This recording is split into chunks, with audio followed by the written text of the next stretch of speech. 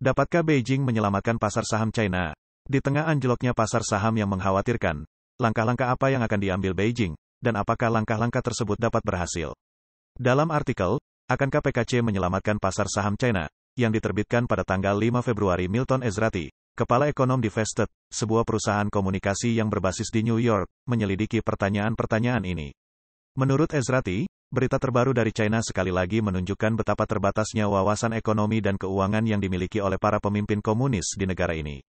Hal ini menggarisbawahi kegagalan mereka dalam mengatasi krisis properti yang telah berlangsung lama dan hambatan lain terhadap pertumbuhan ekonomi.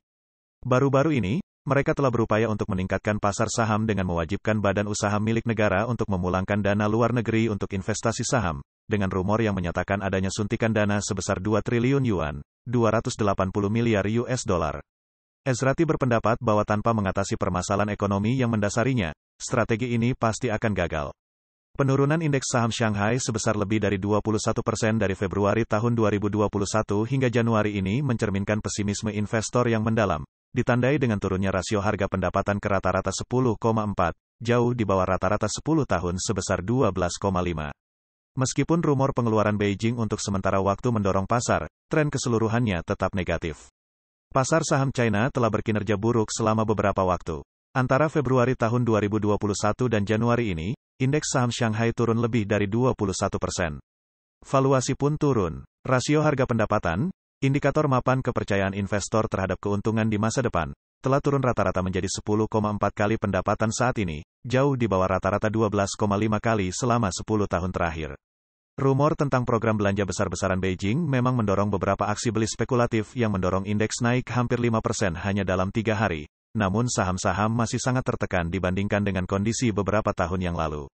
Terlepas dari lonjakan yang terjadi baru-baru ini dan penyebabnya yang jelas, tertekannya nilai saham China merupakan cerminan yang masuk akal dari permasalahan fundamental perekonomian. Laju pertumbuhan telah melambat secara dramatis dari rata-rata historisnya, dan pertumbuhan pendapatan, yang merupakan penopang fundamental bagi nilai saham, juga ikut melambat. Tentu saja, sebagian besar gambaran buruk ini adalah krisis properti yang sedang berlangsung di China.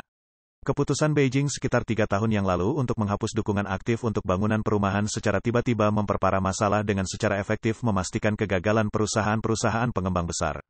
Beijing kemudian memperburuk keadaan dengan gagal mengimbangi dampak finansial dari kegagalan tersebut. Dampaknya adalah keuangan China kehilangan kemampuan untuk memasok aliran kredit yang dibutuhkan untuk mendukung pertumbuhan. Yang lebih buruk lagi, kegagalan properti dan kendala keuangan yang diberlakukan oleh regulator telah menyebabkan penurunan signifikan dalam pembelian rumah dan akibatnya menyebabkan penurunan harga real estate.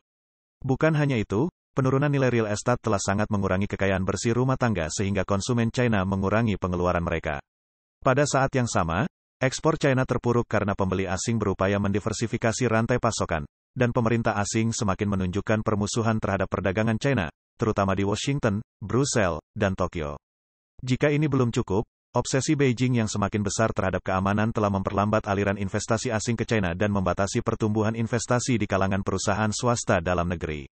Dengan kondisi fundamental yang bermasalah, tidak mengherankan jika saham-saham China terpuruk. Fakta bahwa Beijing bahkan belum mulai memperbaiki permasalahan fundamental ini menjelaskan lebih jauh mengapa saham-saham tidak lagi memiliki penilaian optimis seperti pada tahun-tahun ketika ekonomi China tumbuh mendekati 2 digit secara real dan memberikan banyak alasan untuk optimis. Fundamental ekonomi dan keuangan yang bermasalah ini juga memastikan bahwa program pembelian Beijing tidak akan memiliki dampak yang bertahan lama. Jika rumor tersebut benar, lonjakan pembelian akan cukup untuk menimbulkan kehebohan. Jumlah yang diperdebatkan adalah sekitar 8% dari nilai seluruh saham China. Namun, kecuali jika Beijing juga meluncurkan program yang meyakinkan untuk mengatasi masalah-masalah yang lebih mendasar, saham-saham akan kembali merosot segera setelah program pembelian berjalan. Hal inilah yang terjadi pada tahun 2015 ketika Beijing menggunakan strategi yang tidak dipahami dengan baik. Kemudian, harga-harga saham jatuh bahkan sebelum program pembelian berakhir. Bagi para calon investor di saham-saham China, situasi ini membawa bahaya yang cukup besar. Setiap kenaikan awal harga saham karena pembelian resmi ini akan menggoda banyak orang untuk membeli dalam rangka mendapatkan keuntungan. Namun tanpa solusi mendasar, penurunan harga selanjutnya kemungkinan akan terjadi dengan cepat dan menggagalkan program pembelian resmi serta merugikan para investor yang telah ikut serta dalam aksi tersebut.